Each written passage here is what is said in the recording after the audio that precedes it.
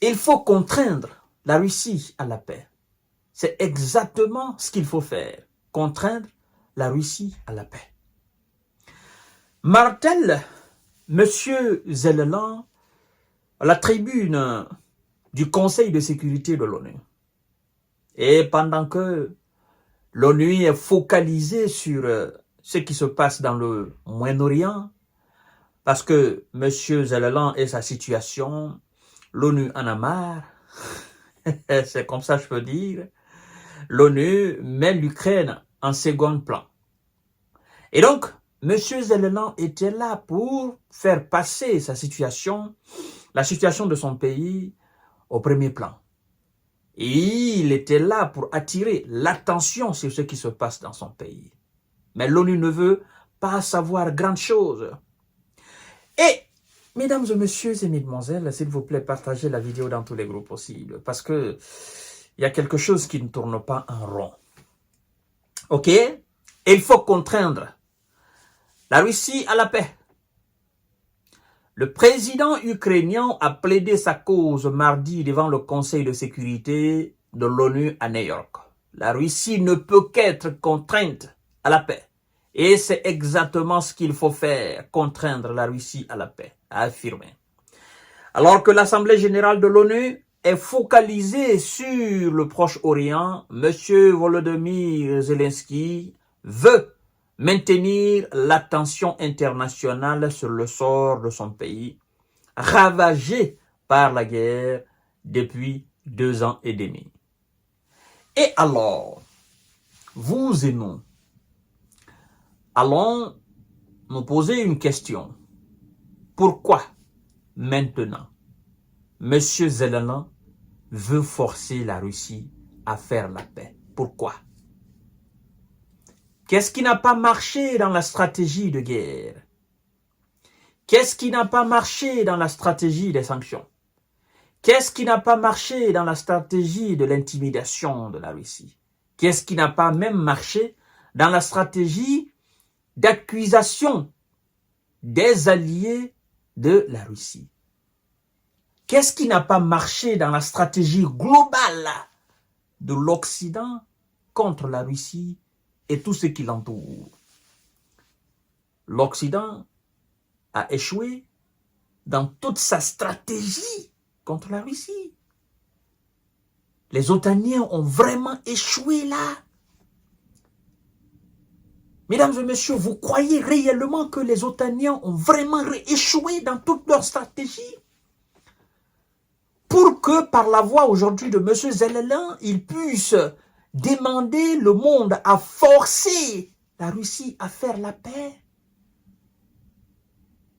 C'est bien dommage. Parce que c'est ce que le monde demandait. C'est ce que le monde acclamait haut et fort. Depuis plus de 2 ans, la paix, la paix, la paix. Il voulait absolument rien savoir.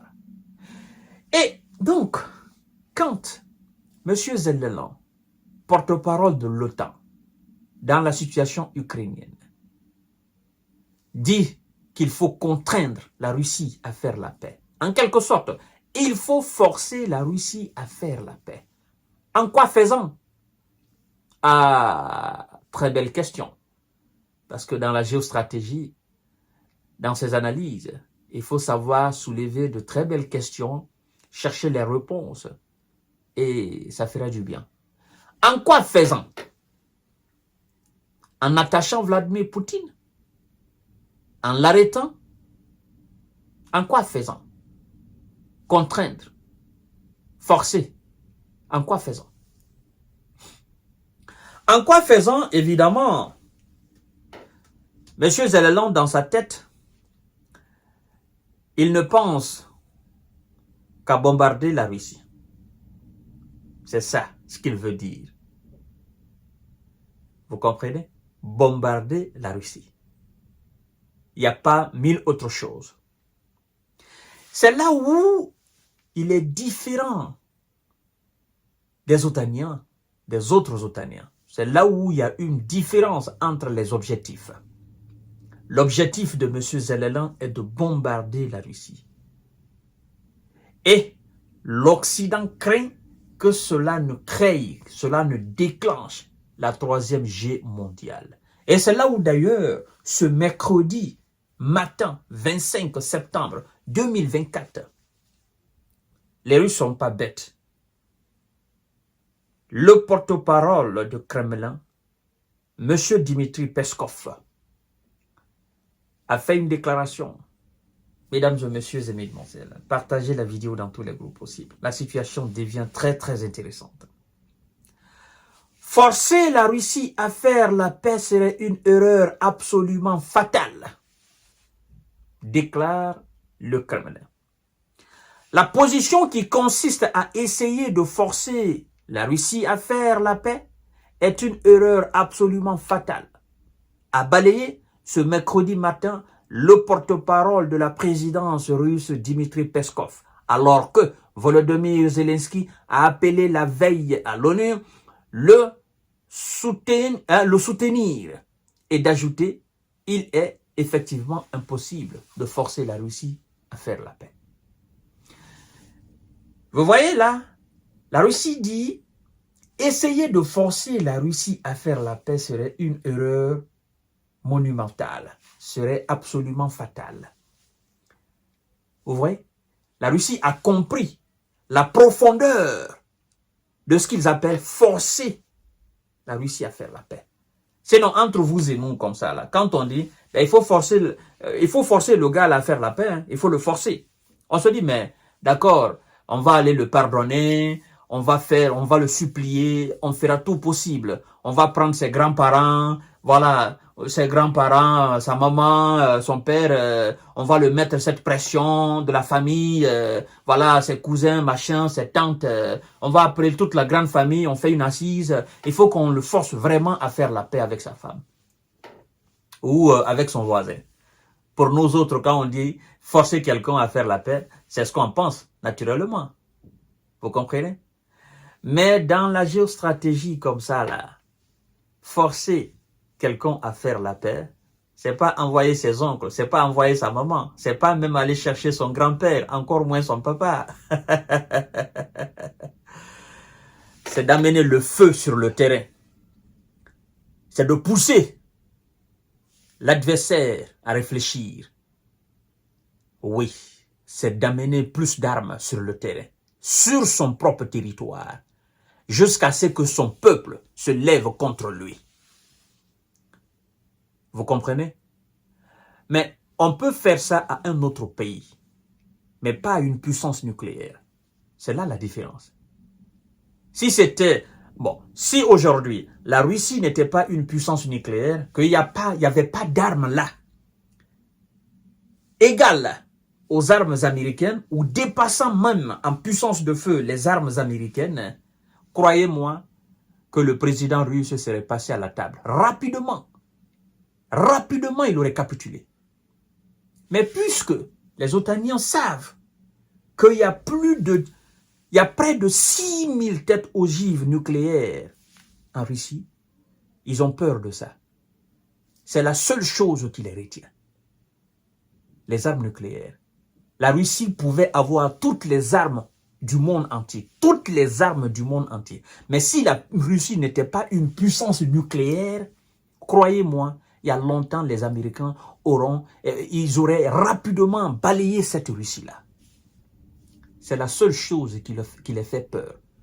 Dans tous leurs discours, quand eux ils disent souvent « Oh non, la menace nucléaire de Vladimir Poutine, la menace nucléaire de Vladimir Poutine », ce n'est pas la menace nucléaire de Vladimir Poutine. Dans toutes leurs sorties, quand ils s'asseyent entre eux, ils disent ben, « Écoutez, la Russie quand même, c'est une puissance nucléaire. » Ça veut dire quoi? Là, on place la barre très haute, les autres armes là n'ont pas d'importance. On peut les anéantir en une fraction de seconde. Mais on parle quand même de près de 6000 têtes ogives nucléaires. Vous voyez? C'est ce qui fait réfléchir. Et c'est de ça qu'ils ont peur. Sinon, il y a longtemps, les États-Unis auraient donné l'autorisation à l'Ukraine de frapper avec des missiles de longue portée. Il y a longtemps. Ils auraient fait décoller même des avions. Il y a longtemps, ils auraient neutralisé ça rapidement. Il y a longtemps. Mais Quand on dit que l'arme nucléaire, c'est une arme dissuasive, c'est vrai, c'est une arme dissuasive, mais elle n'est pas conçue seulement pour faire de la dissuasion. Elle est conçue effectivement pour être utilisée. Donc, c'est lui qui vient, l'adversaire qui vient, il a en tête que vous avez ça. Donc, il a ses propres limites à lui. C'est pas vous qui fixez ses limites, mais lui, il a ses propres limites. Donc, en fait, les armes nucléaires russes fixent les limites des Américains eux-mêmes. C'est-à-dire, les Américains eux-mêmes, ils disent, nous ne pouvons pas dépasser cette limite-là. Même si Poutine ne nous dit pas, même si le Kremlin ne nous dit pas, ne nous fait pas savoir, mais nous-mêmes, nous savons que ce qu'ils possèdent là, ça fixe notre propre limite, étant américain chez nous. Donc, c'est pourquoi ils disent, ça sera absolument fatal. Donc, voilà là où nous en sommes aujourd'hui. Et donc, mesdames et messieurs, monsieur Zelensky, il est en train de lire l'heure. Il est en train de lire l'heure. Parce que depuis tout ce temps, on le parlait de paix, paix, paix, paix. Il ne comprenait pas pourquoi nous disions cela. Parce que nous avons l'expérience sur les différentes sorties des États-Unis à travers le monde en termes de guerre. Ils n'ont jamais réussi quelque part.